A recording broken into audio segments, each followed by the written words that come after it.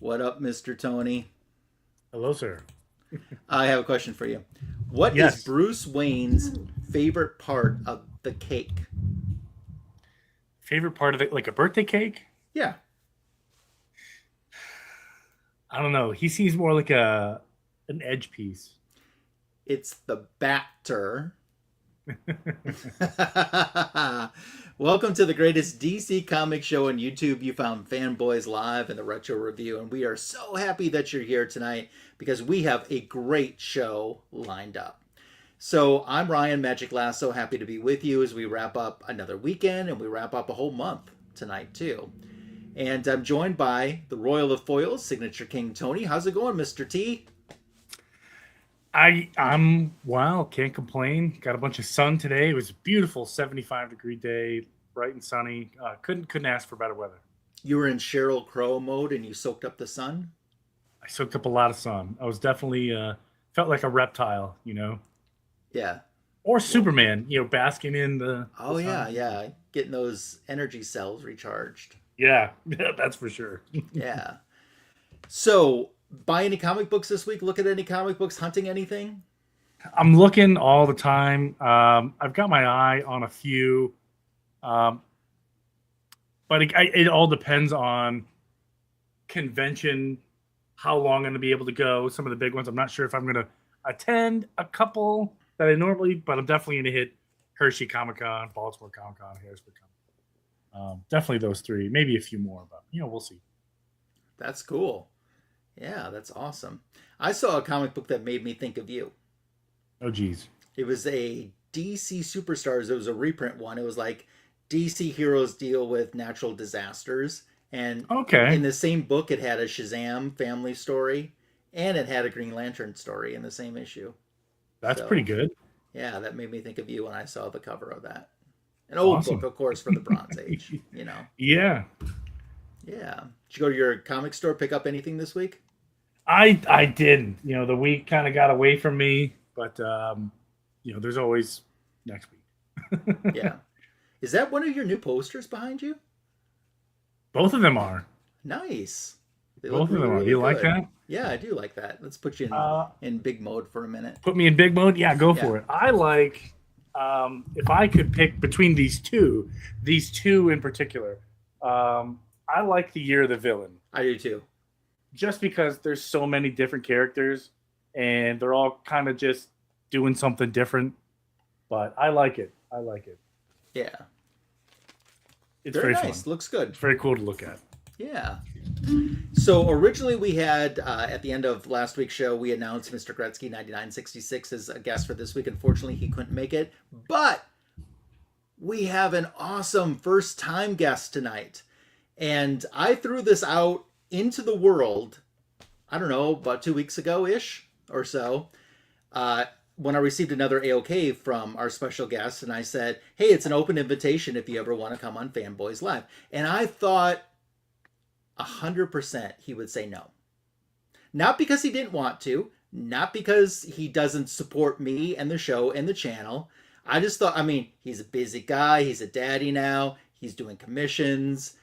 And I think he was a little bit on the shy side. And I get that. So I thought for sure he's going to say no.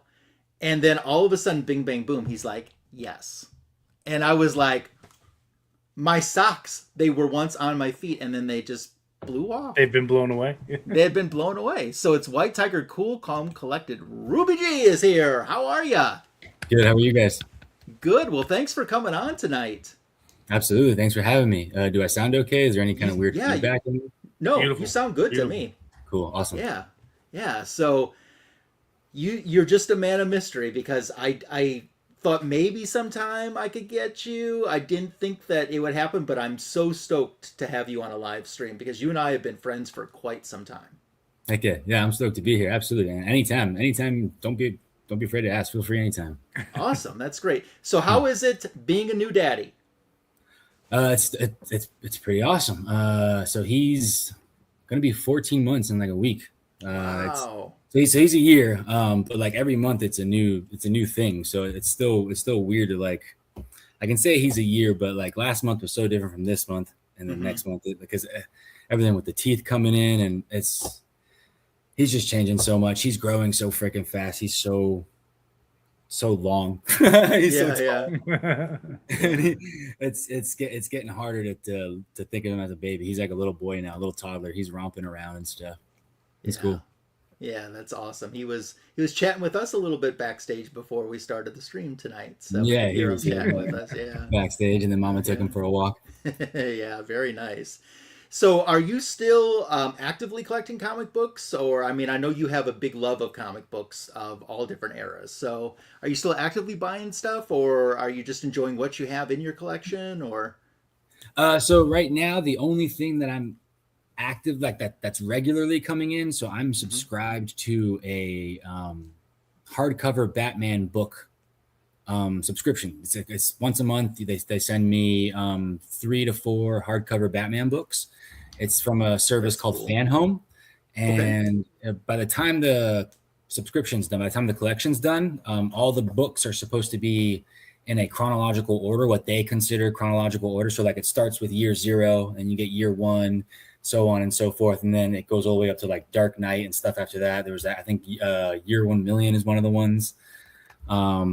So I enjoy it. I've been doing it for, which package am I on now? 20 something. So God, it's been 2 years now almost. Because I'm on package like 20 something now, coming up pretty soon. But I'm happy with the product. The service is kind of hit or miss sometimes. Like sometimes it comes a month late. But they've been really good about keeping me up to date with like emails and stuff like that. So I've never really been worried about it. They don't charge me until the books ship. So yeah, I'm really happy with the product. The books come and they look great. Actually, one of the I'll be showing one of the books for our review tonight.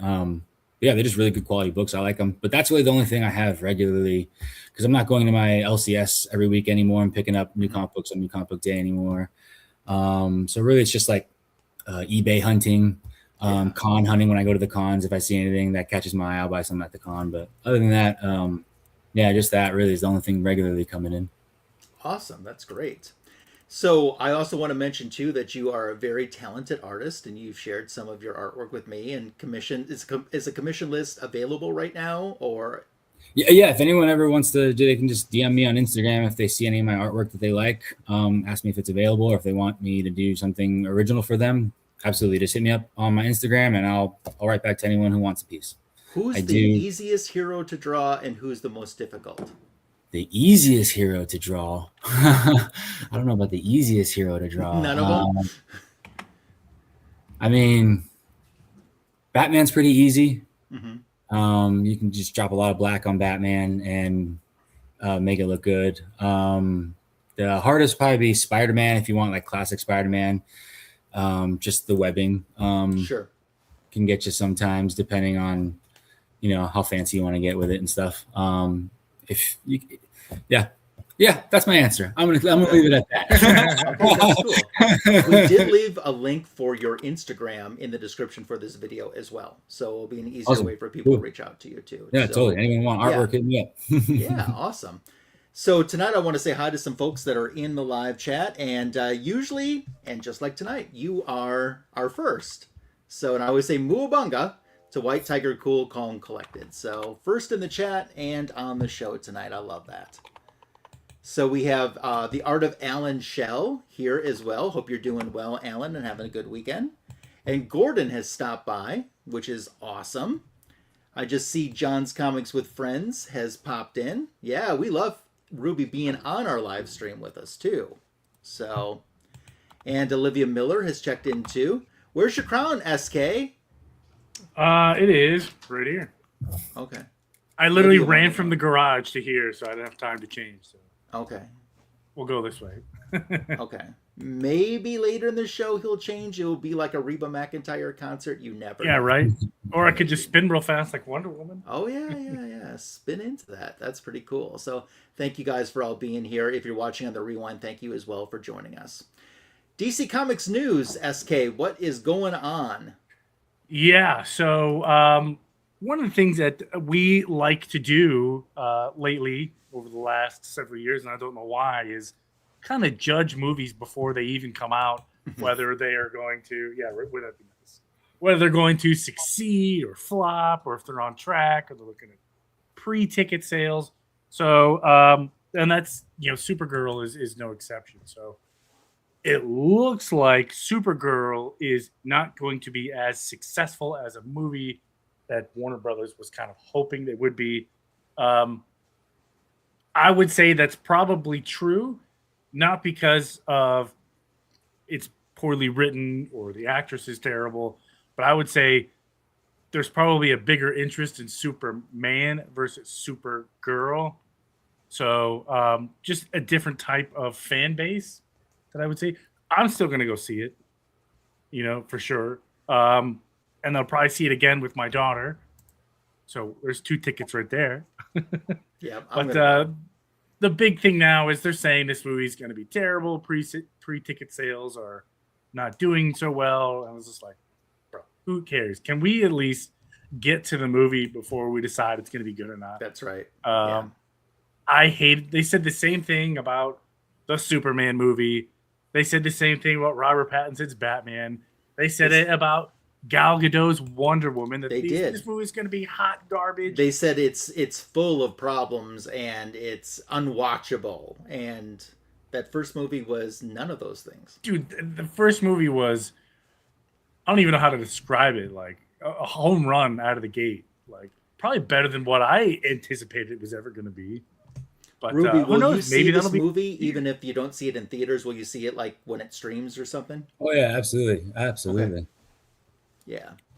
Now, have both of you ever seen the old Supergirl movie with Helen Slater from the 80s? Yes. Okay. Ruby, did you see that? I have not. No. It's different. It's different? Yes, it's different. So that one missed me. I saw the old Christopher Reeve Supermans, all 4 of those, but yeah, I missed that Supergirl. Okay. The original script had him coming into that movie and helping her at the end. And he pulled out about 2 weeks before filming. And I think that they could have had a really cool film with the 2 of them coming together at the end. So Alan is saying he's going to see it. And Olivia's saying, that's true. Sometimes that's true. So, yeah. Isn't it weird?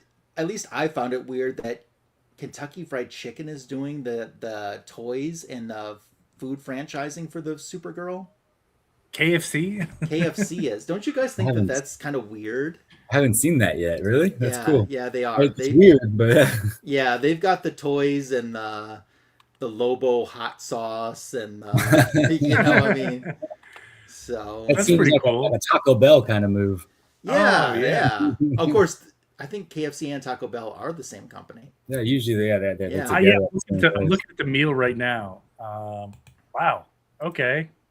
I'm going to pop my screen up here if you don't mind. Stop the presses. Stop the presses. Someone who ate brownies is in the live chat. She ate brownies today. It's Jenny. Now, SK, right. You know Jenny because you gave her advice recently. Oh, about Firestorm. Yeah, I don't even know who that is. But yeah. Yes. Thanks for being here, Jenny. We appreciate you. It was good to see you today, too. Yes, Supergirl Survival issue 1 is releasing this week. And she looked very different on the cover. Yeah, so here's the Supergirl KFC meal that you were talking about. Yeah. That's pretty cool, I guess. I like the crypto bucket topper. That's pretty cool. Yeah, that is kind of cool. And I see the Lobo's Wild Ranch, Supergirl's Solar Honey Mustard, and Ruthie's Sweet Chili Revenge.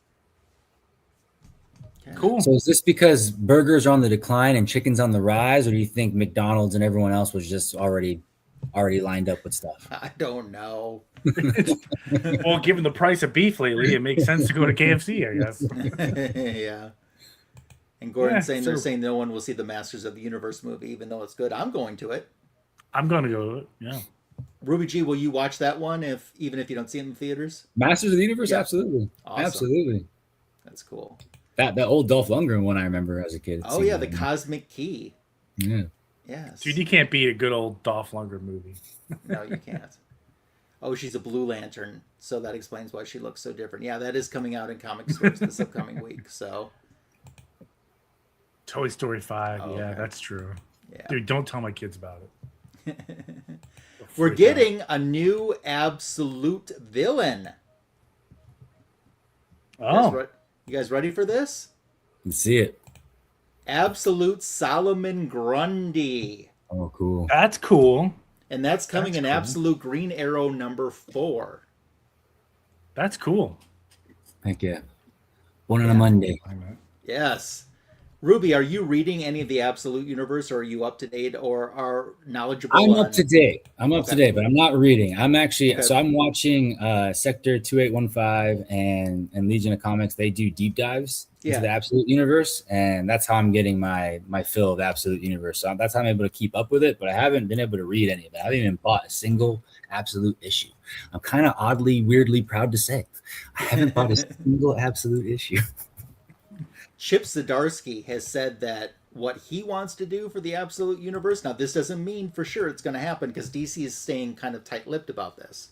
He wants Absolute Plastic Man and Absolute Ambush Bug.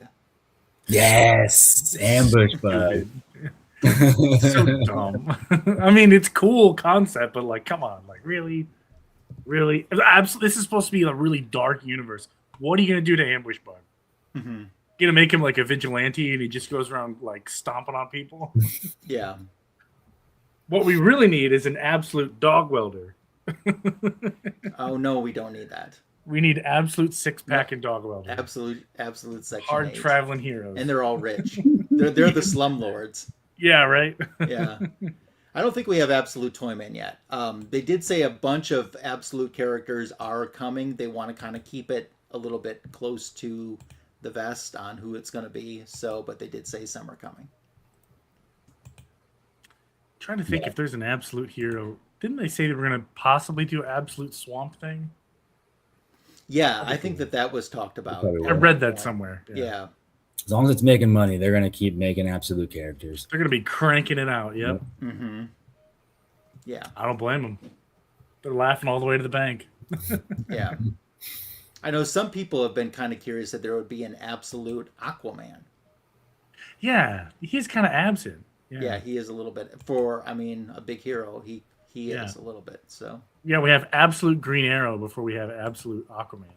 So speaking of the Absolute universes, we were talking recently about the Absolute Batman 20. All the printings had damage on them. Oh, you got your Absolute Green Arrow.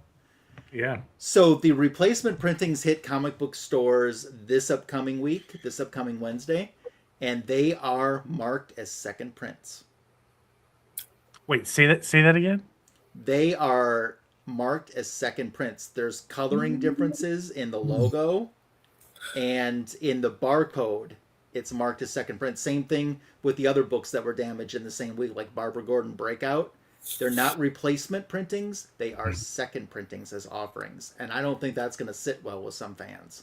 Mm-hmm. This is why I'm a huge advocate of, in my comic shop, turn this on to me, is Comic Hub. Because you can order covers that you probably will never see before. Mm-hmm.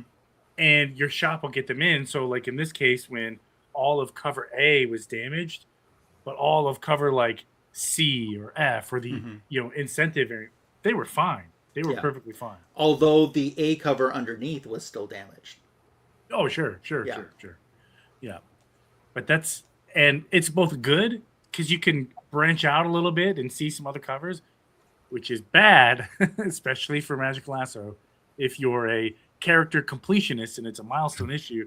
Now you can get the 200 issues that you need at your fingertips. Yeah, that is bad. What else is going on news-wise, Mr. SK? That's really it. We are really close to the Supergirl release. So what does that just come out? What's the 31st? Like a little less than a month. Do you want to Absolute Mary Marvel? That'd be cool. I can get behind an Absolute Mary Marvel. That'd be awesome. Yeah. Or Darla Dudley, if you want to talk about a not really intimidating name. Alan is enjoying the absolute Green Arrow, so that's cool. Yeah, dude, he just straight up murders people now. Mm. I mean, I'm not saying they don't deserve it, but like, dang. I think this absolute Solomon Grundy is going to be tied to Green Oliver's origin on the island when he became Green Arrow. That's how I think that's going to get tied in. So that's interesting. Yeah, I could see that. Yeah. Well, we're going to go into our retro review right now. And Tony, we're going to start with your issue, which is the Hitman issue. So we had Ruben pick out tonight the books that we're going to retro review. Oh, and at the end, you might get a surprise little lullaby, too. Just saying. Oh. And Ruben, tell us why you picked the Hitman issue. So I just remember Hitman when I was a kid. It was one of the first things I remember reading as a kid, one of the first comic books I remember reading as a kid. So yeah, I just really enjoyed Hitman. So I figured that'd be a fun one. And it was kind of in the same. So I'll explain why later, but it's kind of in the same vein of the other books I chose. So anyway, yeah. All right. Yeah. So my apologies. I didn't realize this, but I have the wrong book. I read JLA Hitman, not just Hitman's solo title. I read JLA Hitman because when I clicked on it, it gave me a couple options, and JLA Hitman was the first one. So I read JLA Hitman. So we're gonna go with that today, if you don't mind. Absolutely. But it's still cool. It's either issue I never read. It's a character that I know, not a whole lot about. Cool. So I know of him, but I don't know much of him. But, that's a cool cover. Look at that. That's fun. Yeah, and it's honestly, after reading the story, it does make it's a quick run. It's only 2 issues this run, so but there's a lot of meat on this steak that you got to get through. I mean, there's a ton of story here. It does talk about the back issue, or not the back issue, but the backstory of how do you say his name? Tommy Monaghan. Monaghan. Okay, I was way off. Samsonite. Yeah. This is a good story, and it's written by Garth Ennis, so you're going to get a lot of like, what?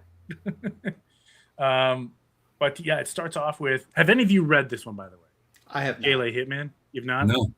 It's cool. Okay. It's cool. It's really cool. So it starts with Clark Kent being approached by a journalist in a coffee shop, and his name is Peter. His name is Peter Kirby. I wonder if it's a Jack Kirby reference, but anyway, his name's Peter Kirby, and he approached Clark Kent, and he was talking about this event that Superman was at, and I think Peter Kirby is kind of leading on the fact that he knows that Clark Kent is Superman, but doesn't outright say it.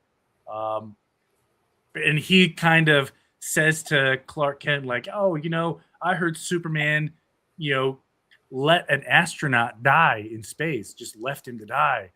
And Clark Kent's like, there's no way, that doesn't sound like Superman. He would never do that. A lot of things happened that didn't go according to plan.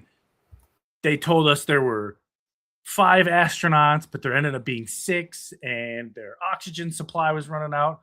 So when I saved 5, I didn't know there was a 6th. And by the time I got up there again to bring the spacecraft, that's when I noticed the last astronaut. But that's when something happened and it exploded. I mean, there was literally nothing I could do. As fast as I am and as strong as I am and as super as I am, I was just not there to save this astronaut. And the journalist is referring to, Superman's time and space. Like, how do we know Superman? How do we know that Superman just didn't let him die? Because the whole world right now is kind of upset at Superman because the 6th astronaut died. And Superman's like, okay, here's what happened. So we start off here with Kyle Rayner, Green Lantern, zooming out of the watchtower. And the watchtower is on the moon, by the way. It's on the moon. It's not a satellite in space. It's on the moon. So we see Kyle Rayner zipping out of the watchtower. Let me zoom in here a little bit. But yeah. And So he kind of leaves upset. Something's wrong with Kyle Rayner. He's upset at something. And here we go, Superman and Flash. Flash says, hey, Kyle Rayner took off like a bat out of hell, seemed kind of upset. What'd you two talk about? What'd you say to him? And Superman's like, I just kind of told him the truth. If you're not willing to put forth the extra effort that the ring offers, why do you even have it? And Kyle Rayner didn't really like that. And Superman, Wonder Woman, the Flash, and Batman are all in the Watchtower. They sent Kyle Rayner off into space because there is a NASA mission out in space. They have a hard time communicating with that space mission, so they sent Kyle Rayner to investigate. And they're kind of watching from afar. But enter Batman, and he's being Batman. Batman knows, something's not right with this space mission. They should have checked in. Something's happening. Kyle Rayner gets there, and the crew have been hit with some kind of radiation, or maybe it's a microbe. They're not quite sure. But the crew is in pain, and they can hear it through the hull of the ship, and Green Lantern's kind of relaying it to them. Don't do it. Don't go any closer. We cut back to Gotham, and here we have Hitman. I know, outer space, aliens, and then we come down to Gotham. Here we're talking about Hitman, and it's kind of funny. But yeah, here he is in Gotham, and he's listening in on this conversation between these mercenaries, and they're all kind of they're puffing their chest out a little bit. Oh, I was Delta Force, so I'm better than you. Another guy says, hey, I was Navy SEALs, and this was, I gotta say, because it was the funniest line ever. Hey, I was Navy SEALs, and the Delta Force guy replies, so go balance a ball on your nose. I don't know why I found that so amusing, but anyway, the fourth guy comes in. He's like, no, I was Russian Spetsnaz. We can eat Navy SEALs for breakfast. And the last guy chimes in, big old British guy, and he says, hey, SAS all the way. And then at that same time, Hitman chucks in a big bomb, blows them all up, calls his buddy Tommy, says, hey, you're right. Thanks for the tip. We got him. Out comes a survivor. Bam, they just get blown away. We cut back to Kyle Rayner in space, and turns out we actually have an alien problem. They aren't looking too friendly. So they're starting to slowly piece together what's happening, but they're not 100% sure what's happening at the time. They're only getting a little bit clues. But Kyle Rayner comes back and he says, we got an alien problem. Don't let these astronauts get to Earth or the Watchtower, because we don't know if whatever they have is contagious. We don't know anything about it. And so they're coming up with the plan. They're trying to figure out how to get these astronauts back safely into space. And this scene is where I started to think of Magic Lasso, because because Garth Ennis. So here we have a really nice, right here in the middle, 6-pack and Bader. Right here, the Section 8 heroes, and we have a dog here. I assume that's a dog welder reference, but I'm not sure. But Hitman comes into a bar. Sounds like a bad joke, but it's not. Comes into the bar, and he sees some of his old friends, and he says, oh my gosh, hey, how's everybody doing? Bader, how you been? And Hitman here, he's getting ready to do another job. So whoever his contact is, setting him up, giving him more intel, and he's like, okay, yeah, let's do it. And this other guy in the background is talking about the time where he puked on Batman. So he's telling this really funny story about how he puked on Batman. But anyway, here we have 6-pack. He's maybe had a little too many 6-packs, so he's down on the ground, just being drunk. And Hitman says, hey man, 6-pack, you okay down there, bud? And here's the part that really confused me. So they're in this bar, and this lady with an elephant head comes into this bar. I assume that's a Hitman reference somewhere else that I don't know of. But whatever. So these people at the bar are staring at this lady, and the guy he's with is kind of like sticking up for her, saying, "Hey, man, you got something to say? Just say it." And then they get the Hitman. He's like, "Oh, she seems very nice." It's hard to believe that this guy is a Hitman. But there's all kinds of weirdos at this place. We got, the elephant lady, we got Six Pack, we got Bader, we got a guy who, instead of a prosthetic hand, his is like, I don't know what you call it. It's like a little baby hand. It was just kind of funny. But so he's talking about this elephant lady, and from the neck down, she looks fantastic, but she has an elephant head, which I thought was really funny. But yeah, so he goes out, or Hitman goes out to outside to hear a phone call that he's getting, and he gets the intel. He's going to apartment 847, and when he knocks the door, he's attacked by somebody, and it's Batman. It's Batman. He said, "Listen, this one is really funny. How about if I just hang here and wet my pants?" He's got Hitman hanging upside down. We cut back to Clark Kent in the bar telling the story to this journalist, and turns out that this journalist worked for another agency, and they were really into like true crime and serial killers and stuff like that, but it really wasn't journalism. He was mostly just kind of like telling stories of like, serial killers.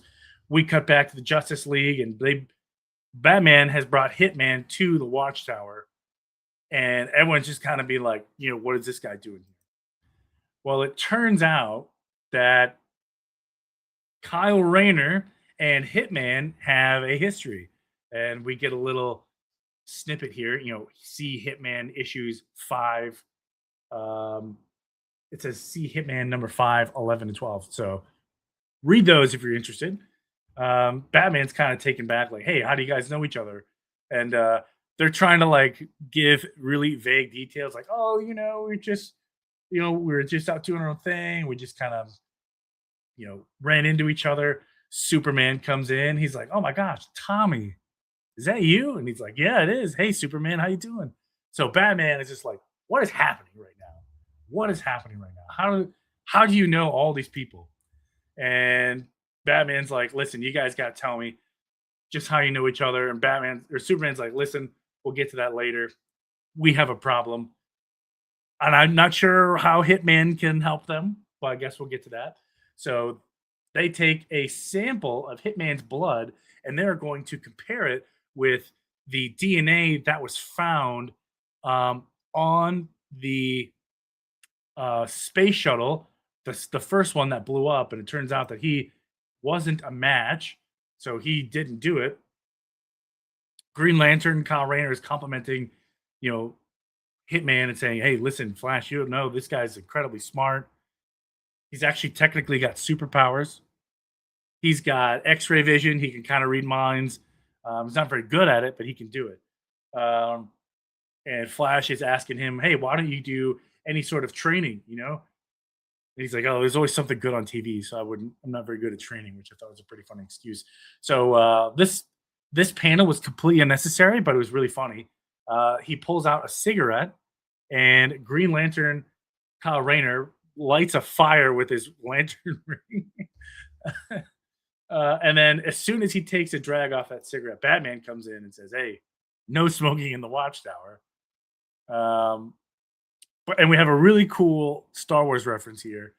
Hitman says, "Don't try to frighten me with your sorcerer's ways, Lord," and then gets cut off. And he says, "Shut up, give me a progress report."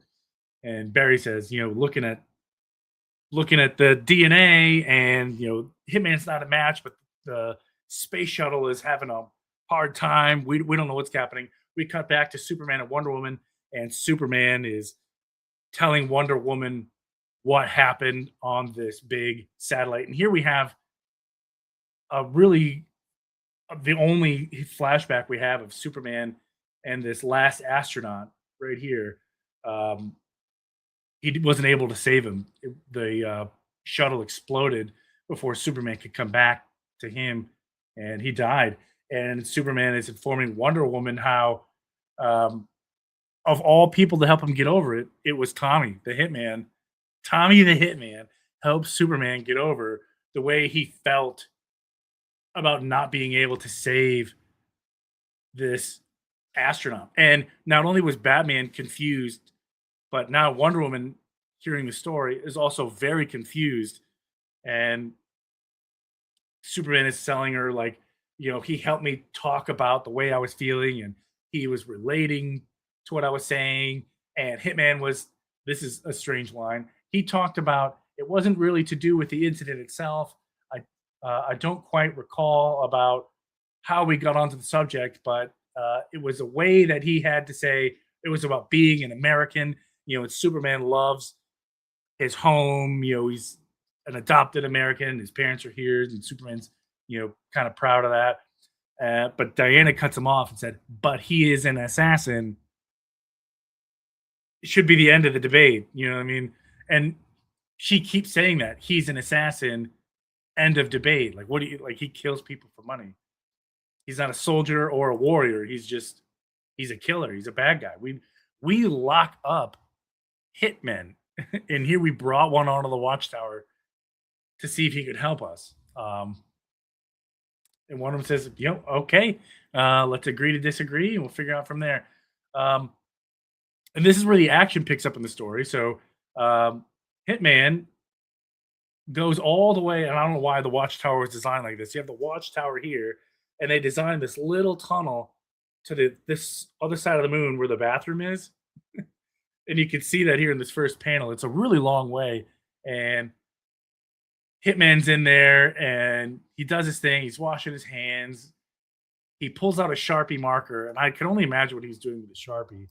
But we never really get to see, because we cut back to the Watchtower, and it turns out that something is causing this space shuttle to accelerate a lot. Where they thought they had 6 hours, now they have less than 5 minutes. Big miscalculation somewhere. And the people in the shuttle are able to finally get a hold of the Justice League and say, hey, help us. We're turning into superheroes, which is a weird thing to say. And Flash and Green Arrow or Green Lantern are very confused. Like, did you hear what they said? Like, what do you mean they're turning into superheroes? And here we have this really awesome scene. It's flying to the Watchtower, and then we finally see what Tommy was writing, and it says Tommy was here. And here comes that shuttle, and it smashes into the bathroom where Tommy was. And if you know anything about space, that's not good, because it rips the roof right off. But Kyle Rayner was there to save him at the last second. And this is a really funny part too. So as Kyle Rayner is saving him, he's saying, oh man, you know what? I've always said Green Lantern Kyle Rayner was the best superhero in the Justice League, hands down. Ask all my friends. I've always said it was Kyle Rayner. I just thought that was really funny. So Superman goes tearing off to chase this satellite before it crashes into Earth. And Superman is able to break into the shuttle. And then here's the problem. Here's the major problem. So Flash is doing his thing, and he just says, my power's gone. My power is gone. It's like someone turned off my connection to the Speed Force like a light switch. Boop, off. And Kyle Rayner tries his lantern ring. Doesn't work. We go to Wonder Woman, and she tries to crush something. Crush it. And she's like, I can't. I can't crush it. I don't know why I can't. So they're having a problem. This is probably the funniest panel in this entire comic right here. So they know that Tommy has X-ray vision. So here we have Tommy saying, I just realized my X-ray vision is gone.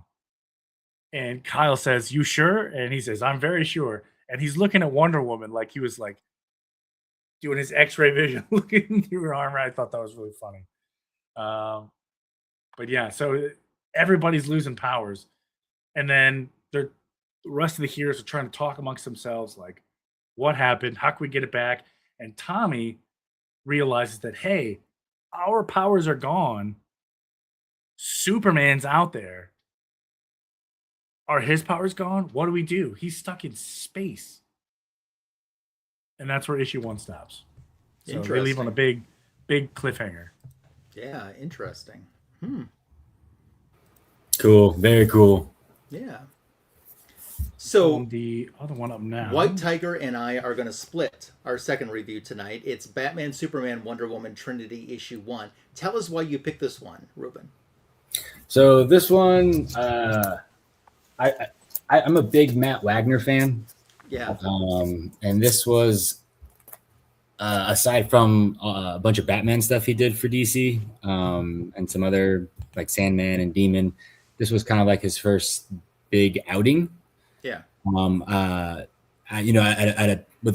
of the big two. He hasn't really done much stuff for Marvel. I think he's done like 3 things with Marvel, and they're all small things. Most of his work is DC and his indie work. If you've heard of Grendel or Mage, that's all Matt Wagner. But this was like kind of his first real big book for DC. And I really love this Trinity run before Busiek and Bagley did their ongoing Trinity run, and then they brought it back for Rebirth and stuff. Cool cover. Very cool. Yeah, I love his art. It's he does really good, just like timeless art, like the way he does his superheroes. Is this a Matt Wagner cover? Yes. Yeah. Okay. Yeah, he does the art, he does the writing, all of it. This was one of, if not the first, like Trinity origin stories, wasn't it? Yeah, this was the first one. Yeah, this was the first one in 2003 is when. Yeah, that sounds right. Oh wow, I didn't know. Well, Ruben, you take it away, and first I'm going to say hi, and then I'll let you take it away. I want to say hi to Greg M. Wish Wagner did CGC signing. Yeah, that'd be cool. You take it away. You'll do the first half, and I'll pick up the last half. I got my book here.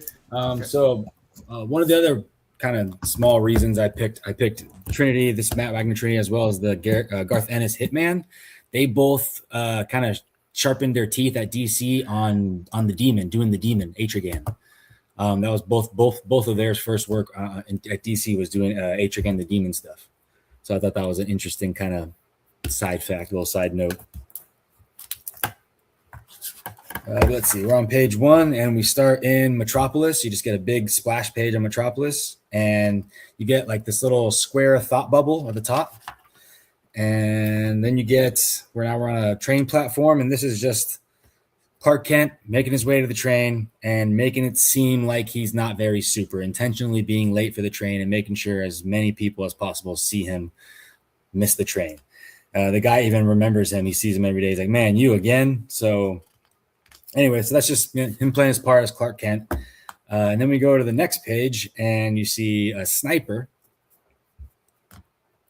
And they're lining up their shot, and they're aiming for the driver of the train.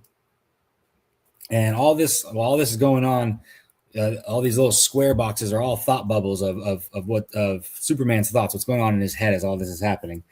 And he's talking about how he can hear things, like the way he hears things, because he can hear everything. So the way how he funnels sounds out and how he pinpoints noises and stuff, it's really, really, really cool writing. But he hears the sniper shot, and he's able to narrow it down to the guy got shot in the train. So now he has to stop the train before it runs off the track. And he doesn't know how he's going to do it. He's never done this before. So he's trying to figure out, do I get in front of it? Do I grab it from the side? So he tries grabbing it from the side, and the side just peels off. So it ends up running off the rails, and he ends up just catching it, just saying, screw it, I'm just going to catch this thing. And he catches it. And he even makes a comment like, wow, this is a lot heavier than it looks. And you get this beautiful double page splash here of him holding up the train. Yeah, that's cool. Really nice. Really just iconic looking. But yeah, so he saves everyone, sets him down gently, and then he heads off to where the shot was fired from. But there's no trace of the shooter. They left no trace behind. But then we go to this panel of a van with the dude with the googly eyes who looks like the shooter, and they're in their van, and then they're saying it's all mission accomplished. Basically, he's giving a thumbs up saying mission accomplished. And then the next page, it's nighttime now, And we get the same group of googly eye guys, I'm going to call them. These little, they kind of remind me of, what's that? Sam Fisher. Splinter Cell guys. Splinter Cell. Thank you, Lex. But yeah, the Splinter Cell agents. So they're getting ready for something. They're on the roof of some building. But they get attacked. And we don't know by who. We just see a hand come in and take them out, and then we're down at the bottom of the page. Now all of a sudden we're down in, we're up in the Arctic because it's polar bears. We're up in the Arctic.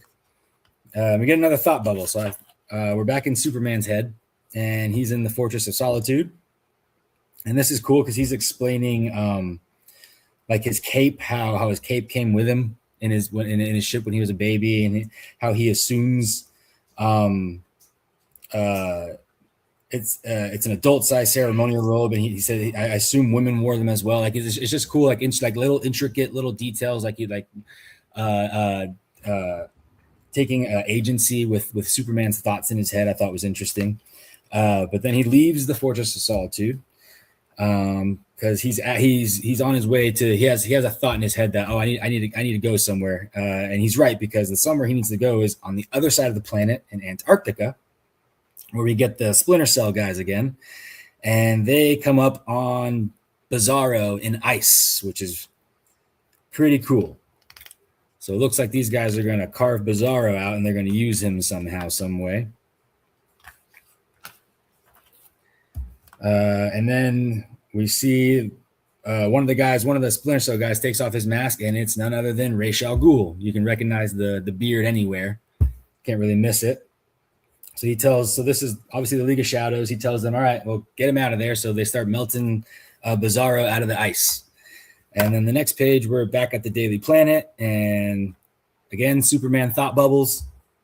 He's Clark Kent, though. He's doing work. He gets a phone call from Bruce Wayne, and he knows Bruce already. Him and Bruce are on a first name basis. They already know one's Superman, one's Batman. So he just gets a call from him, says, hey, I got something I need to tell you. So he comes downstairs, and you get a little shot of Alfred there holding the door for Clark as he walks into the car, and they take a drive together.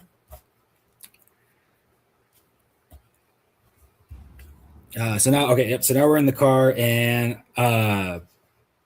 Bruce hands Superman a disc that Superman reads real quick. So that's a really cool power. I didn't know he had that kind of supervision, that he could just read data off a disc. That's rad. But it's a disc from he stole some data from Luthor. So he finds out that the League is planning on, which means they're also planning to steal something from Luthor. That could get ugly. So Batman says he'll take care of it his own way. Superman insists if this purge gets access to some of that stuff, he spells out bad news. So just his kind of Boy Scout way. He's thinking military technology. They're not even thinking Bizarro. They're thinking that they're going to steal some sort of tech from Luthor. But little does he know it's Bizarro. So anyway, Bruce drops him off and tells him, "I'll deal with it my own way. I work alone," kind of basically, and leaves it at that. And Superman leaves it at that as well. He's like, "All right, cool. You do your thing. I'll do my thing." And he makes a cool reference as to there's no beautiful sunsets way down in that cave, Bruce. So kind of like a nice way to just show like the yin and yang of Batman and Superman. And then the next page, we get to this rocker chick with pink hair who kind of looks like an Amazon with that gold eagle on her chest and the stars on her belt. And she's talking to someone in the shadows. We can kind of tell by the silhouette it's Ra's al Ghul she's talking to. And she proves herself by beating up a bunch of the League of Shadows here. Mops the floor with them. And he says, "What was that name again?" And she says, "Diana. Call me Diana." She was going to say a different name. She says A and then hesitates, and then she says Diana. So Diana is obviously an alias. So then the next page, we're back at Clark Kent, and then we get is Lois Lane walking in? Is that right? Lois walks in here. Okay. She says, knock, knock, who's there?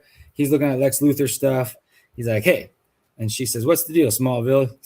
Lex is my beat. She's like, basically, get off my turf, dude. And he's like, don't worry about it. It's something else. I'm working on something else. I'm not stomping on your feet here. So don't get your panties in a bunch. And then we go to the next page and we get Bizarro in chains. And so now this is a really cool like 3/4 splash page, Bizarro in chains, and he's having a conversation with part of it's thought bubbles, but then he's also having a conversation. You see the silhouette again of Ra's al Ghul, and Ra's al Ghul just basically saying, I'm your friend, Bizarro. I'm not going to treat you like the rest of the world. The rest of the world, they're mean to you. I'm going to be nice to you. I got your back. I'm your homie, basically. So then he frees Bizarro of the chains with that big old giant skeleton key. And he says, not only are we going to be friends, Bizarro, we're going to be best friends. And he gives him a gift. It's a big old medal. It says Bizarro #1. And he makes a big show of, yeah, you're my #1 guy. You're my best friend, but I need you to do me a favor. So Ra's being Ra's, basically just using Bizarro. Poor guy. Poor Bizarro. He just wants a friend. And then we get back to Superman. He's in Antarctica, and he's too late. Bizarro has been melted out of the ice. So now he goes back to Gotham to meet up with Bruce in the Batcave. And he wants to know who did this, who could have done this. And Bruce wises him up on Ra's al Ghul, tells him all about him. He's an eco-terrorist. But he's really just a psycho.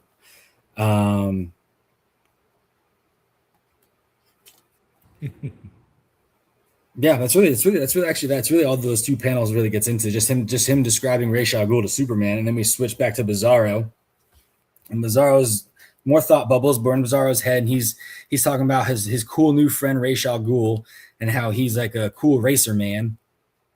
So just that kind of like ridiculous Bizarro speak going on in his head, but you see this awesome double page splash of him carrying this. You're guessing it's a Soviet sub, because there's a big red star on it. So he's carrying a submarine across the ocean.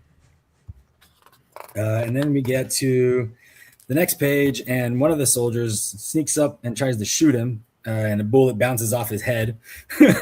So he flips the submarine around and rattles it around and tries to shake as many of them out as he can. But can you imagine being in, like, do you know what the inside of a submarine is like how tight it is? Yeah. Everything's hard metal. So imagine being in that and Superman shakes you around, or Bizarro shakes you around like you're like a Tic Tac in a case, in a little steel metal case. So like everyone just dies. Everyone just gets smashed around. Everyone's dead if they don't get shook out. But he also accidentally shakes out a bomb that somehow these guys managed to arm before all this happened. When they thought that as he was flying them away, they thought they were under attack, so they armed one of their bombs for some reason, and it gets shook out. And I think lastly, this is where I'll take over then. Okay, cool. So it's sheltered from the outside world in a peaceful existence inside these mists, with the sentry circle its peaks, ready to sound the alarm in case of intrusion or attack, ready to call down the wrath of the gods. Well, this bomb has exploded not far from Themyscira. And the birds on the next page go flying everywhere. And we cut down to the bottom to a very unique-looking bird that is on the hand of Ra's al Ghul. And he is talking with, of course, we know it's really Artemis. She's saying she's Diana, using the code name, because she doesn't want him to have her real name. And he's kind of gloating about his big plan, and she's like, well, I thought that you wanted an update on team unit training, that's why I'm here. And he's like, well, I do want that too, give me a report. How are my followers? And she's like, well, they're doing quite well. And she goes on to say, I've got to admit that you really inspire them, or at least your message inspires them. Next page.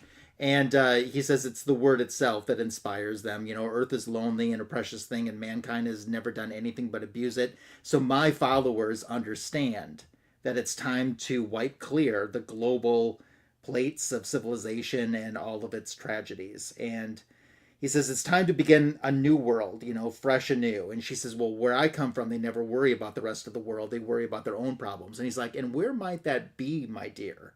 I don't quite place your accent. And she's like, it's a place the rest of the world has all but forgotten, and they like it that way. And she says, when she first left the shores of her home, she didn't know how cold the outside world could be. And she carried with her the ability to survive. That included selling her body. And she also knew that she could kick whoever might want to try to take or sell it for her. And she's a tough girl. A girl learns how to take care of herself. And now she's a hired go-to. And he's like, well, you sell yourself short, dear. It takes tremendous courage to confront the unknown. Any less valor and Slayer would have had their hand off by now. So Ra's al Ghul is interrupted because the creature has returned, and we can see he brought back this submarine. We cut down to Metropolis. It's a taxi cab. The taxi driver asking, is this your first time in Metropolis? And our occupant basically says, you can stop here. And he's like, what, at this park? And she's like, yes, this will be fine. Thank you, driver. She pays him. She gets out. Next page. And there she is walking among these birds. And she wants to meet the man that was reported to be stronger than Hercules, swifter than Hermes, braver than Achilles. But how do you find someone like that? So she's going to talk to the birds. And she, on the next page, looks up and has an idea. Now we cut over to night. And Superman is flying around, and the monster's heartbeat sounds like thunder. I can recognize it from miles away, but my efforts to hear him out have proven futile, as he's thinking. So he's like, I need to find him, meaning Bizarro. And they're near the top of the Daily Planet, and he's processing the information that Ra's al Ghul that Batman had given him. When, next page, someone calls his name Superman, and he turns around, and there's Diana. And she greets him as Diana, an ambassador for the Amazon people. And he says, I will always remember the first sight of her. Lois, you're the most compelling woman I've ever met, but this is the most magnificent. And she tells him, we really need to talk. So he notices she's flying like me. And behind her, there's some sort of, he's like, well, I can kind of see the outline of it now. It's like a plane, a jet, but it's invisible to normal people. And she talks about this morning, there was this accident while escorting a nuclear submarine that you experienced it. And she says, I'm not saying that you deliberately did this, but this set off a chain reaction near this home where I come from, which is not on any map. And I've come here to find out why you did this. And he says, well, I can explain. And he's like, he has explained to her, it wasn't me, it was Bizarro. And she feels very embarrassed. And he says, it's an honest mistake. She's like, well, it was reported to me that it was someone in a costume that matches yours, which is why we took that assumption. And, I'm kind of paying you a dishonor by accusing you of this. And he's like, really, it's not a problem at all. And then he says, I like this. He goes, I don't think the rooftop of a national news outlet is the best place to discuss all of this. And she's like, yes, I agree. Come with me. So she goes back to her jet, and we see Superman board the inside of the jet, which is cool because you don't often see on the next page the inside of the jet a whole lot.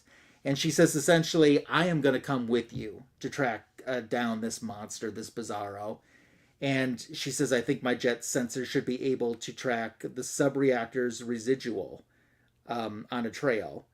And she feels guilty again about accusing him when it's been Bizarro. And he's like, again, forget it, He asked her if she found anything. She says, yes, the jet detects an unusually strong ion stream heading eastward closer to the equator. And he says, well, follow it. But he says, I have a question for you. How did you know where to locate me tonight? And she says, I just asked around. And it says, humans are easy to fool, as you know, but the city birds know when and where something flies through their airspace. So that's why she was talking to the birds. So they have made it all the way over to where Bizarro has dropped this sub at in the Sahara Desert. And there's evacuations, and Diana can notice from the sand swirls that there were several helicopter landing takeoffs. Superman's looking around to try to find some facility because there isn't anything big enough that really could stage something like this. The campsite isn't large enough to house this operation. And he gazes around, and he says, the Earth is confusing. It's murky, and there are elements that block his special sight, but he still tries to look for anything that's man-made.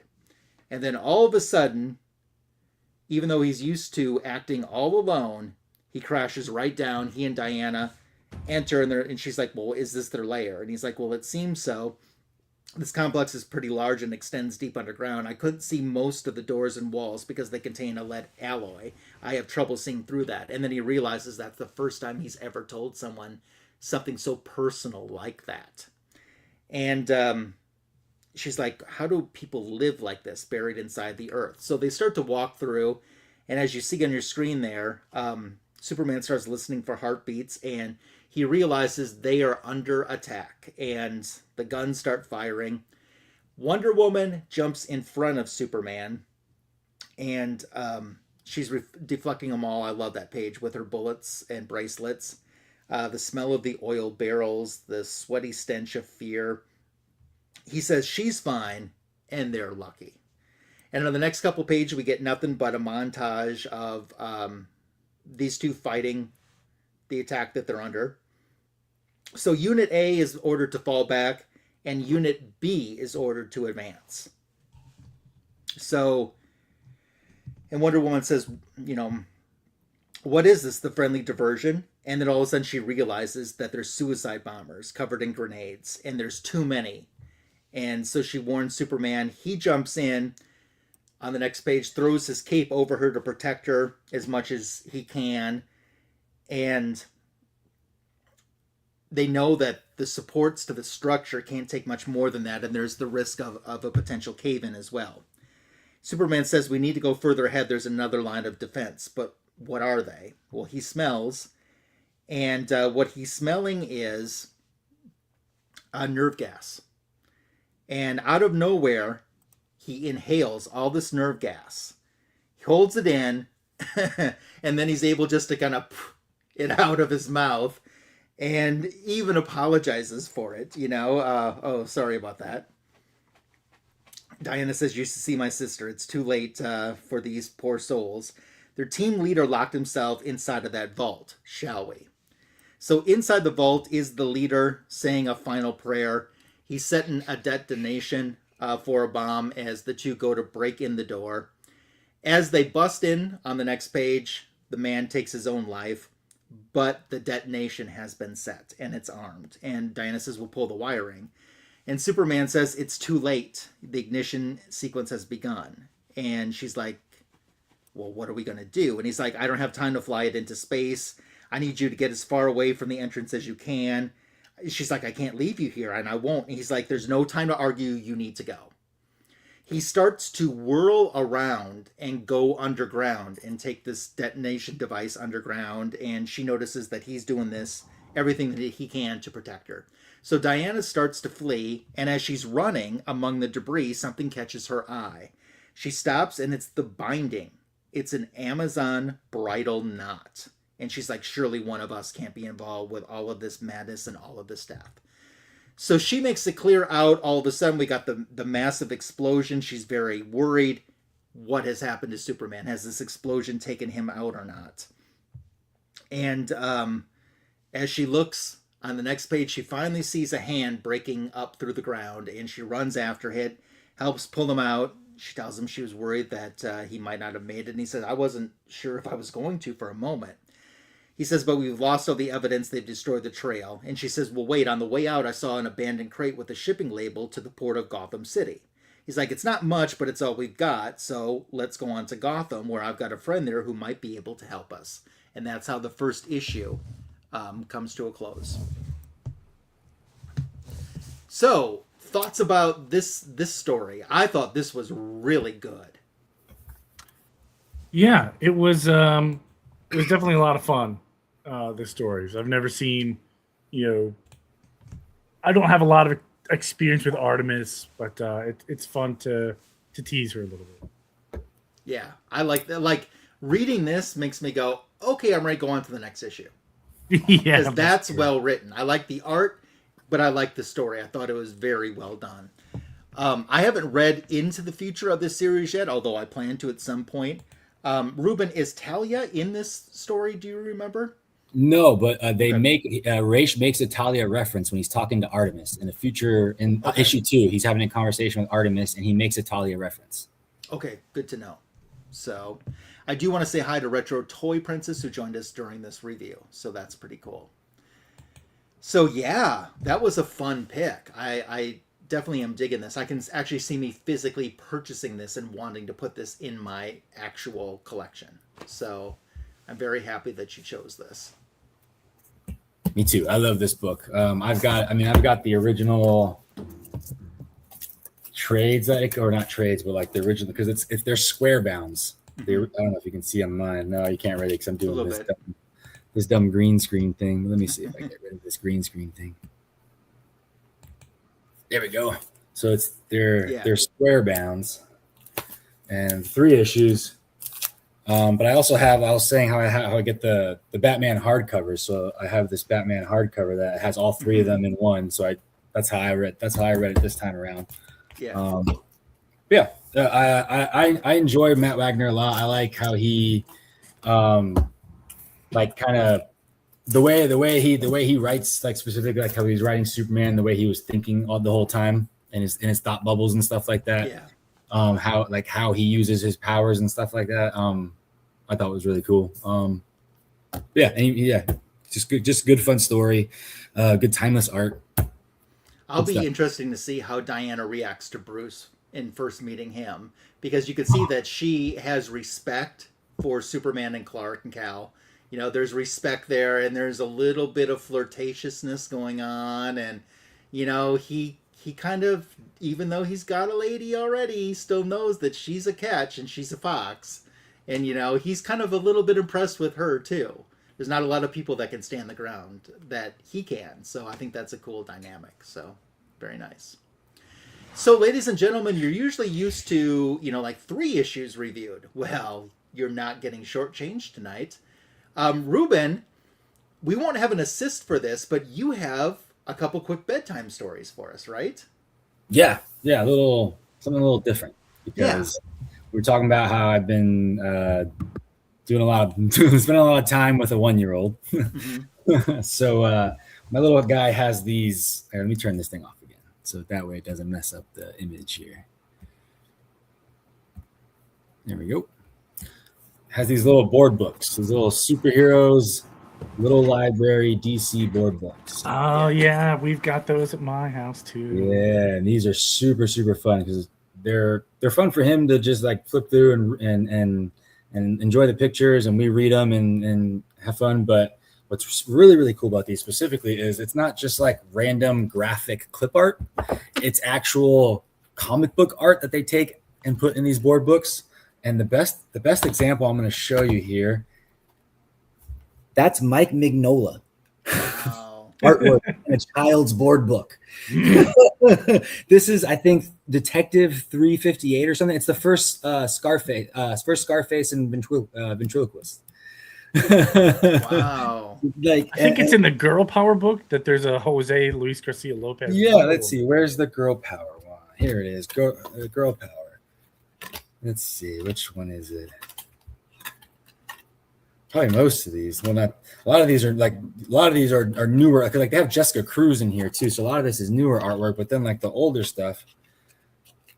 Let's see here. They got Nubia and Wonder Woman in here. Yeah. Oh, that's cool. Black Canary. Yeah. Bumblebee. You want to share a couple stories with us? Sure. Yeah. Read Opposites. Opposites, in my opinion, is the best. Cool. Let's do Opposites.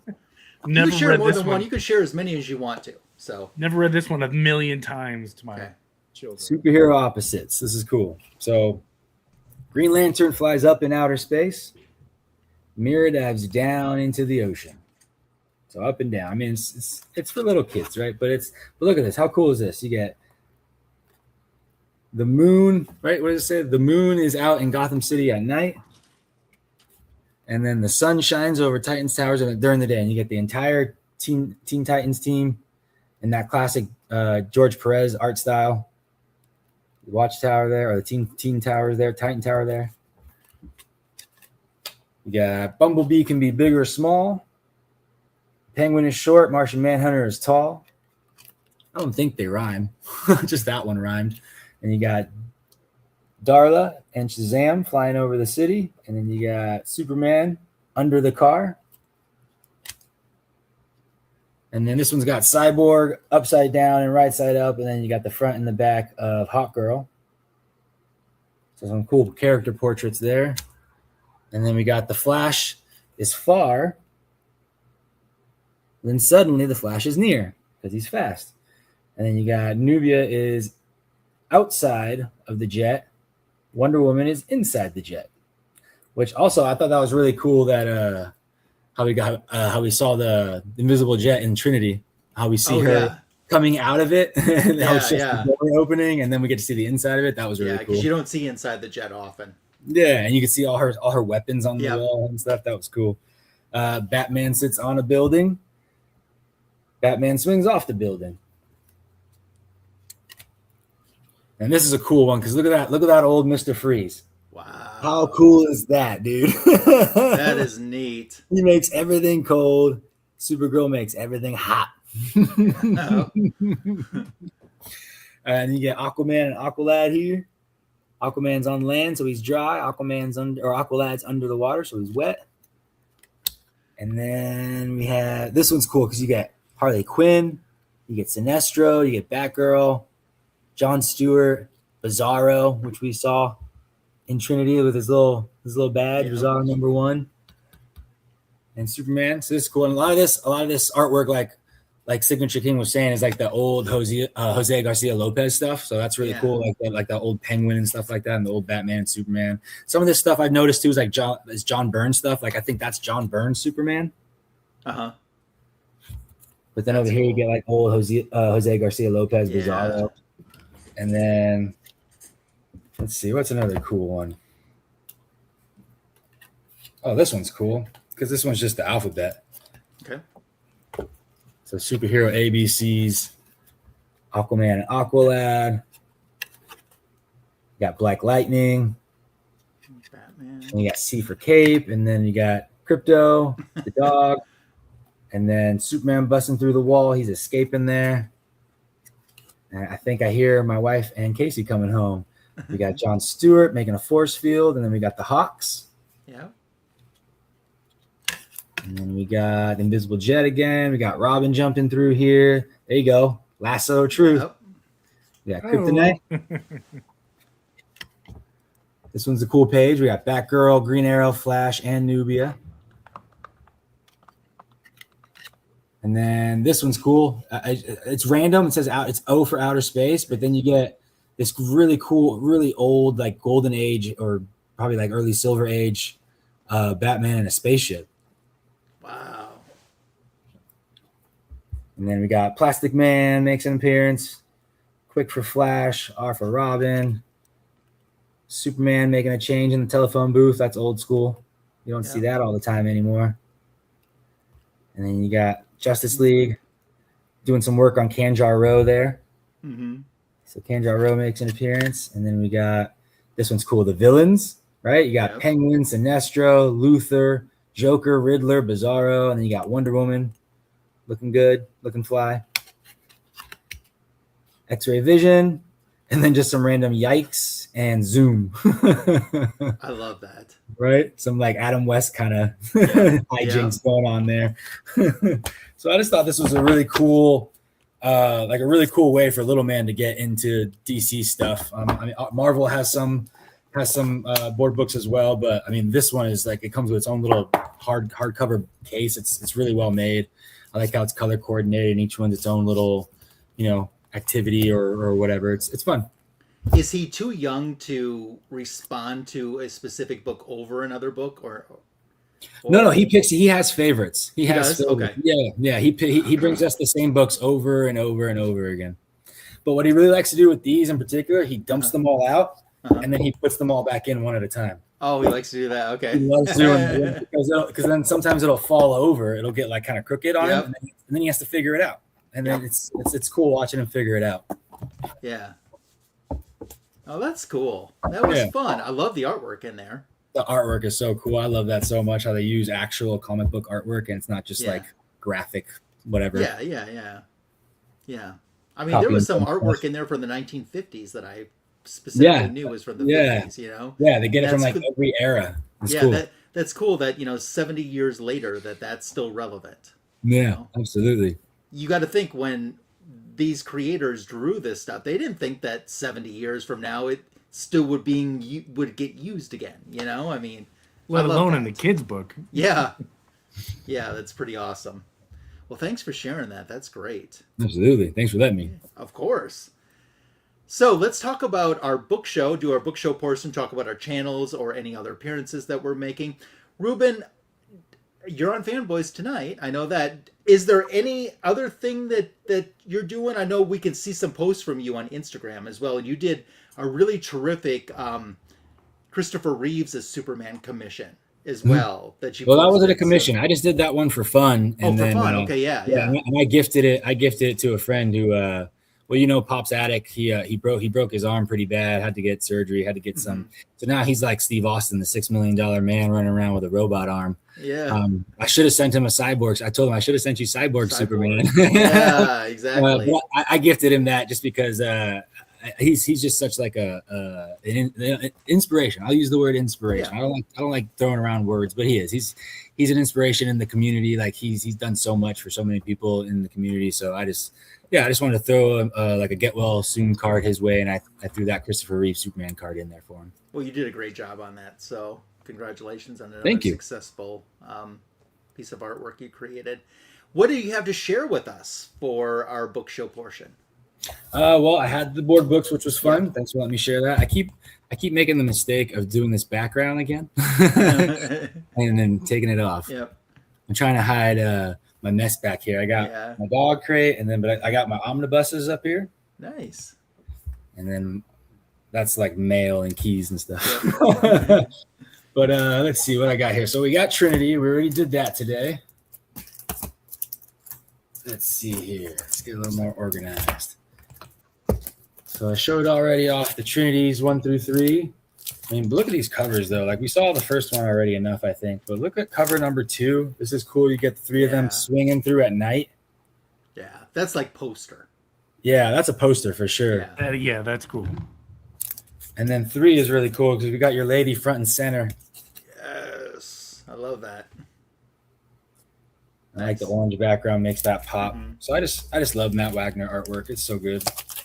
And then I got the hardcover as well. But then I was talking about how, so after Matt Wagner did his Trinity, Kurt Busiek went to the tops at DC, and this was like New 52 time, and said he wanted to do his own Trinity, and it was going to be an ongoing series. So they did that during New 52. Yep. It got 52 issues, just like all the other New 52 stuff.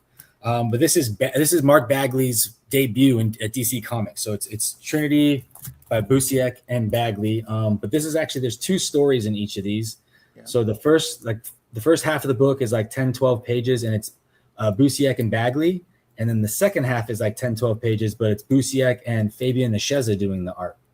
So there's 2 stories in each of these. But I got number 1 there with Bagley's Superman, and this is a connecting 1 through 3 is a cool connecting variant. We got number 2 here with Bagley's Batman. Nice.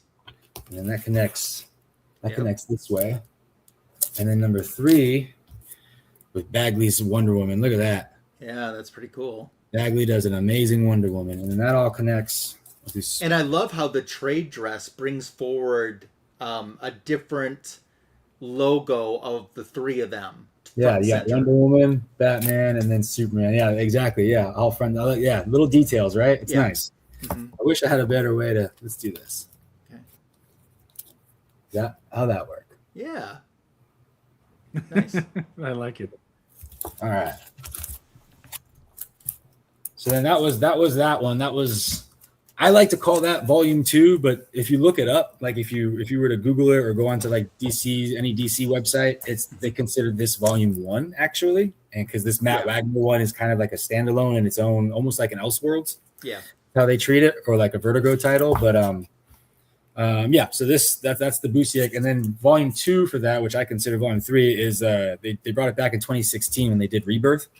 I don't have any of those handy, but those were all different creators. Like I'm pretty sure Francis Manipool was on that one. That's the only name I can remember from that one. But out of the two of those, I tend to like the first one better. The ones you were showing, I like those stories a little bit better. The Busieks? Yeah. Yeah, me too. Yeah. Absolutely. And then I also have Hitman here, 1 through 3, because we're going to talk about Hitman. So I'll show you Hitman since we didn't get to see it earlier. Here's number 1. He gets to meet Batman. Yep. And then issue 2 is a cool one. You got throwing knives at the picture of Joker there. And then issue 3, you got a cool. I love the orange background. It's like a orange yellow sunburst background, but it's Batman and Hitman. They're fighting this crazy demon dude with 6 arms and all these crazy guns. So if that cover doesn't get you in, I don't know what will. Carlos Panchero on the covers is what Alan's saying. Carlos Pacheco on what covers? On these ones? Or these ones? We'll find out. Or the Rebirth ones. Very nice. Trying to see if I can see. For Trinity, he says. Oh, so this is Carlos Pacheco then? It's not Mark Bagley? Mark Bagley does the interior. Mm-hmm. Since he didn't, I thought for sure this was his cover. I don't see any names on here though anywhere. Okay, well, I'll take your word for it because I don't see his name on here anywhere, and I don't know for certain if this is Mark Bagley cover, but I know for certain it's Mark Bagley Interiors. Absolutely. So Carlos Pacheco does one heck of a Wonder Woman. Yeah. White Tiger, do you like drawing Power Girl or Supergirl more? I don't mind. I like either. I like Supergirl more because I like the color. I like being able to do the pops of color, right? Because Power Girl's she's just the all white suit. Yeah. And she has the red cape, which is cool. But I like how Supergirl has that bright blue and red and gold. Do you have a favorite Supergirl costume? Yeah, I like the classic, like the one that she wore in the old movie and stuff like that. Like just that classic with the skirt. Oh yeah. And blue top, the long sleeves. Yeah. Yeah, cool. Very nice. Well, awesome. Thanks for sharing with us. Yeah, I also had, to show off a Matt Wagner cover here. This is Detective 648. This is first appearance as Spoiler. At the time, this is 1992. At the time, Matt Wagner was doing some Detective Comics covers. He did 647 and 648 at Detective Comics. This was first Spoiler. It's got a good Batman and Robin coming down there. Yeah, nice. Yeah, that's it. That's all I got. Nice. Love it. Very cool. Signature King, how many subscribers are we up to now? I just broke 20,000 over the weekend, so doing pretty well. 20K. So White Tiger, this is how Tony does it, okay? He says, if you people don't keep subscribing to my channel, I will put out some content. He threatens them with content if they don't subscribe. Yeah. Hey, I can't argue with the results, so I'll take it. So we're talking Trinity here, and I have here the issue you were talking about, the DC Rebirth Trinity with Francis Manipool, who did the cover, who wrote it, and did the interiors. So there's only one name on here, Francis Manipool, and he was kind enough to sign this one for me at Baltimore Comic-Con. In terms of other Trinity stuff, I've got, and you were talking about how you had this cool connecting cover. Well, I also have a very cool connecting cover from Jim Lee's run. Here we have Batman Nice. Wonder Woman, which is weird because technically this is a second print that outsold the first one. And we have the classic Superman. So when we put them together, we get a really cool. See if I can do this without screwing this up. Batman, Superman, Wonder Woman, something like that. Yeah, you get the idea. Nice. Boy, damn pretty. Boy, all signed by Jim Lee himself. So very cool. So Jim Lee, that's an interesting name. Does he have a last name? Jim Lee. Jim. But yeah, in fact, I'm meeting Mr. Lee again this year at Boston Comic-Con. Not sure what kind of package I'm going to do. Probably going to do the big one. But hey, he only comes to town once every couple of years, so I'll take it. That reminds me of that other famous comic book artist without a last name, Stanley. Stanley, yeah, what the heck? Stanley. Yeah. All these Lees. Kind of like Cher, no last name. Yeah. In terms of content, I've got a couple of things a couple of cons coming up I'm going to be doing. There's one in like 2 or 3 weeks I'm going to go to. I've never been to that one before. It is fairly popular for our region. I got Hershey Comic-Con. I've got Harrisburg Comic-Con. Baltimore, of course, towards the end of the year. So definitely doing content with them. But having a lot of fun filming things with my AI glasses that now I have prescription for. So just making silly stuff. My daughter and I love making silly stuff. And, nice. I did upload some content from my comic book shop, wearing my Ray-Ban glasses, just kind of walking around the back issues, and it did pretty well. So I'm probably going to do a lot more stuff like that on Instagram, just for fun. So stay tuned. Cool. Tony, I have to ask, how did you and your daughter do at Star Wars Trivia? We were there by accident. Okay. It's a pretty popular Mexican chain restaurant. See? And we looked at, my wife was holding the menu, so it was facing me. And I was like, does that say Star Wars Trivia? When? And I look at the back of mine like, today. And look and watch. Oh my gosh, an hour from now. Nice. We're probably going to be here for it. So we did get to listen to part of it. I would have smoked everybody, but it was just kind of fun. Did you tell her my Star Wars joke that I shared with you? Which one? How does an Ewok get from one place to another? Oh, Ewoks, yeah. Ewoks. Yeah. In fact, there was a trivia question about the Ewoks. I don't remember, but the answer was Ewoks. But okay. It was fun. It was fun night out. So our next big thing is we're looking forward to the Supergirl movie. We have a question from the audience there, SK. What? How come I don't get Signature King videos on my subline on YouTube? I don't know. YouTube does its thing, so I have no idea. Signature King videos on my subline on YouTube. Yeah, I don't know. I think the way that I took that question was a little bit of a jab to make some more content, Mr. Tony. Maybe you're right. Took that. But like, the problem with me and the content that I produce is I will make a video, no joke, probably 10 times. And I'll be like, I don't like the fact that I said that. So I'll start all over. Oh, I don't like, my hat was a little to the side. Yeah. So I was like, start over. Yep. Before I get into my book show portion, Olivia's wondering, White Tiger, do you like the Melissa Benoist Supergirl series? I loved that series. Absolutely. That was a good one. Yeah, I liked it too. Season 1 was my favorite. Season 1 was my favorite. Yeah.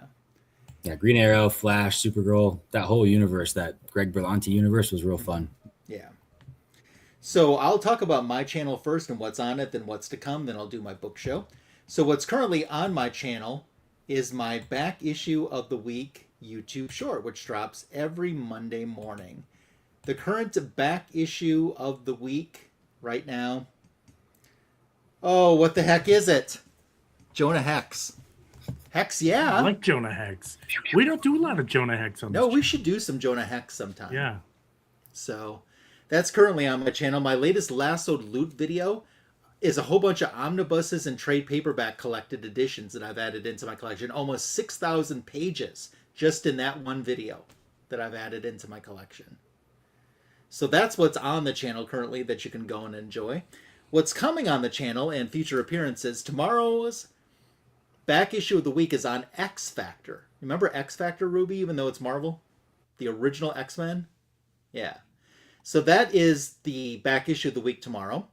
My Tuesday afternoon video is an all X-Men haul with half a dozen X-Men back issues and a slab that I've recently added into my collection. And my X-Men collection takes a huge hit to the good side, I mean, by the end of that video. Tuesday night, guess who's on Omni X-Men? Well, it's like it's all planned and tied out. I'm the guest on Omni X-Men on John's Comics with Friends YouTube channel, 8 o'clock Central, 9 Eastern, and X Factor is the topic. It's the issues that bring Jean Grey back from Avengers and Fantastic Four, as well as the first 8 issues of X Factor and some annuals too. So that's what's coming on my channel. As for my book show, heck, I'm just going to start out right now. This is a DC Comics show, but you guys, this is artwork from White Tiger, Cool, Calm, Collected. Look at that Scarlett Johansson vibes. That's cool. So White Tiger just AOK'd that to me recently, and that's in my video, not from this past week, but the week before. So even got an autograph on the back there, Tony. Lucky. Yeah.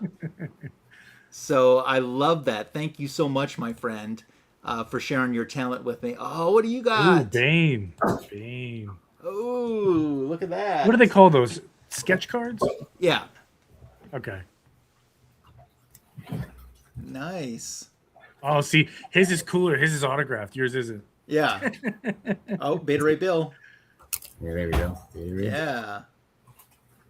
Yeah, you're right. I got the autograph. Yeah. His is worth more. I don't sign them till I send them. Uh-oh. Glenn is calling foul on us. Uh-oh. He's probably got Jim Lee on the speed dial right now. I also wanted to say, Ruben, do you know this comic book? Yeah. I sent that to you, didn't I? Yeah, absolutely you did. This is one of many that you've sent me over the years, and I also brought out this one. Dude, that is cool. I like that Wonder Woman. Yes. I forget who did the covers for those. I don't remember. Oh, but what's his name? Oh shoot, why can't I remember his name? It's okay if you don't remember. It's fine. I'll look in a moment. Yeah. But these are just a few of the AOKs that Ruben has sent me throughout the years. I enjoyed this series so much, I ended up getting the rest of the issues too. It's a good series. It's a very good series. So, so thank you, my friend. I wanted to let you know that they're forever in the collection, and thank you for thinking of me for that. So that's awesome. I don't miss that stage. Olivia wants to know, did anyone buy Lego Batman Legacy? I did not.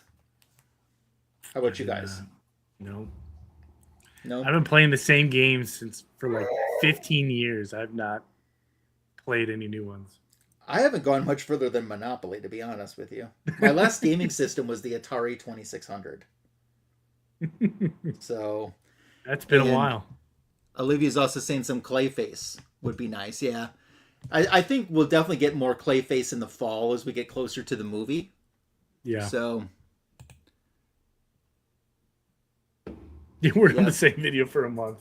Bro, it's ridiculous to put out 5 minutes of content for me. I got to put in like 5 hours worth of work. Yep. Oh, Martina covers. Yeah, cool. Martina, nice. Yeah. Martina. Yeah, they are very sharp. So I do want to remind you too, Ruben showed some of his sketch cards. I showed you some of mine too. If you would like a commission as well, hit him up on Instagram, and there is a link for his Instagram in the description for this video. And just make friends with the guy, because he's an easy guy to be friends with, and he posts a lot of good and fun content on the channel.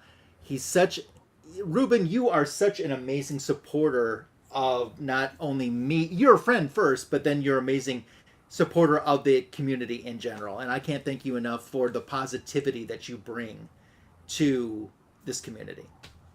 Thank you. Very nice of you to say. I appreciate it. That makes my heart full. Yeah. So, truly mean that. So, yeah, sorry. My wife and the baby came home and they were making all kinds of racket, so I had to run upstairs. yeah, it's fine.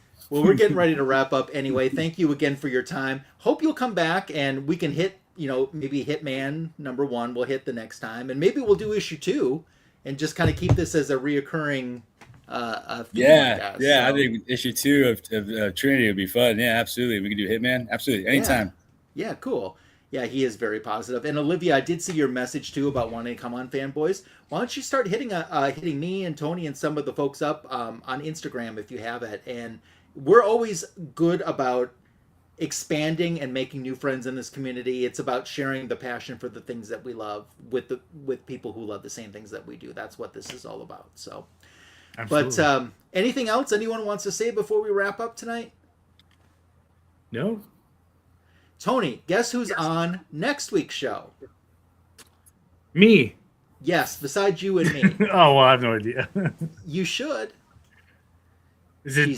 She's on once a month with us. We're bringing on She-Man back. All right. Yeah, Silver Hair Bronze Age Babe is going to be on next month, and she wants to talk about Action Comics next week. Okay. So that's what she wants to do. So, Ruben, a true pleasure to spend time with you. Thank you for everything you've done for me and mostly the friendship. You're a good one. You're a keeper. So thanks again for coming on the show tonight. Thank you. You guys have been watching the greatest DC comic show on YouTube, Fanboys Live, and the Retro Review. Thanks for watching tonight. Great live chat. And if you watched on the rewind all the way to the end, we appreciate you as well. Take care for now and good night.